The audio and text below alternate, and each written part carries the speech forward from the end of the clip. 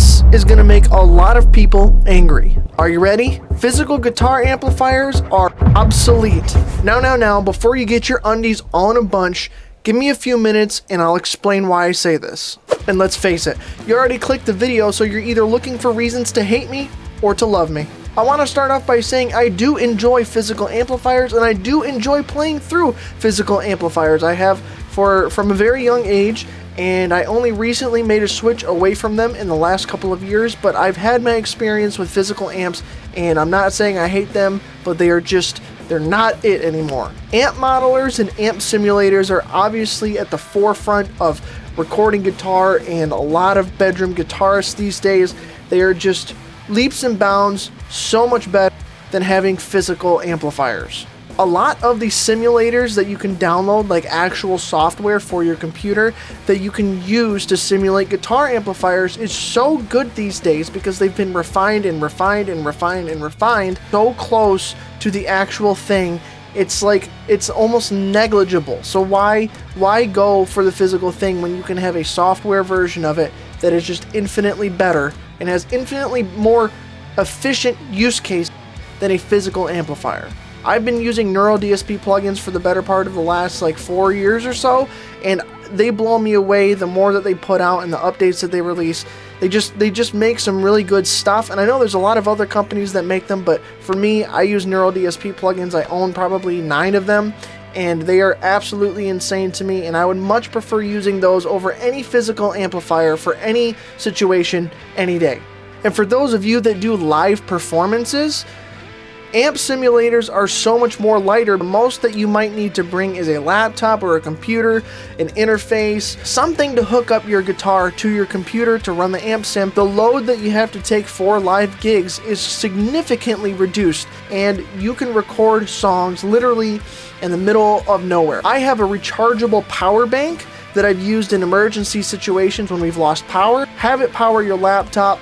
Your laptop can power your USB interface, you plug your guitar into it, and bam, you can record. Amp simulators can also be recorded silently. Now, I know some of you are going to say, but hey, some physical amps have the ability to do that as well. You can plug headphones into them and do basically the same thing. Correct. But what I will say is, the amps that I have used where I've plugged headphones into them, they sound like absolute garbage. They do not sound the same because you're running the amplifier sound through headphone, and that can get really tricky to get the right sound, and in my experience it never sounded good. The other thing is, this harkens back to what I said earlier. Yes, you might be able to record some amplifiers straight to your computer and whatnot, or into an interface, or like with a cab IR or an impulse loader, something with an active load or a reactive load, I forget which it is.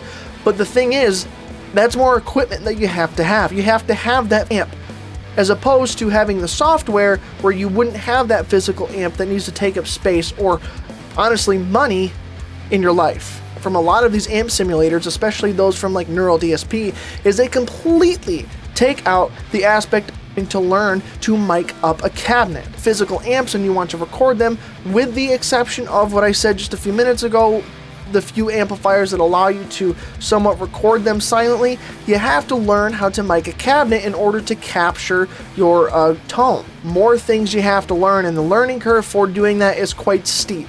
Go ahead, go look up how to mic up a cabinet the proper way and tell me if you pick it up in 10 seconds. Didn't think so. So there is a big, huge step that you were able to just skip because you can go do an amp simulator where the cabinet simulation is built into it, where if you pick a preset, somebody's already mic'd the cab for you, or even just a default. It makes miking things up a million times easier because it is virtual. You can even mess with the miking of the cabinet that's built into these simulators on the software itself, and maybe that'll teach you how to mic a cabinet in real life. But hey, there's a lot of the difficulty and challenge taken out of doing so you can get right to recording and know that you're going to have good tones. You don't have to beat yourself up because you can't also learn how to mic a cabinet correctly, record it to get the good tone you're looking for to record your music. It's even challenging just having to explain the whole thing. And ultimately, physical amps just in the end costing much more money. I own 8 or 9 neuraldsp plugins,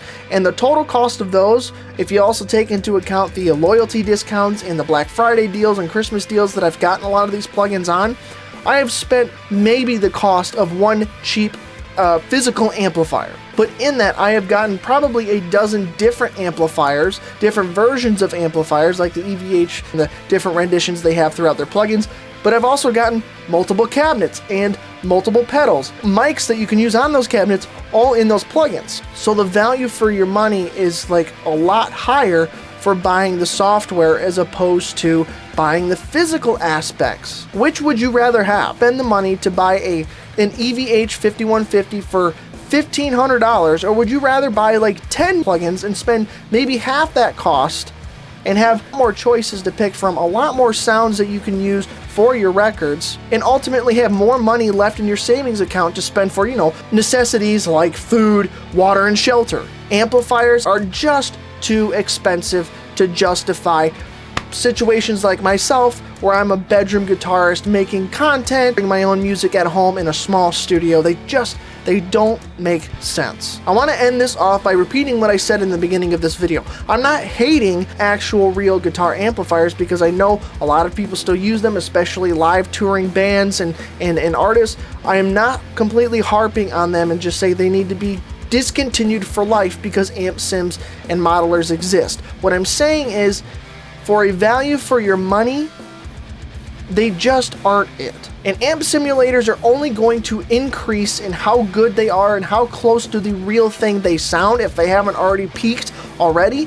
And that just starts to really unjustify purchasing an actual physical amp these days for, again, a bedroom guitarist, a creator. It just doesn't make sense. So let me know your thoughts and opinions down in the comments, whether you hate me or you love me for saying all of this. And before you go, make sure you watch some of the videos on your screen and subscribe.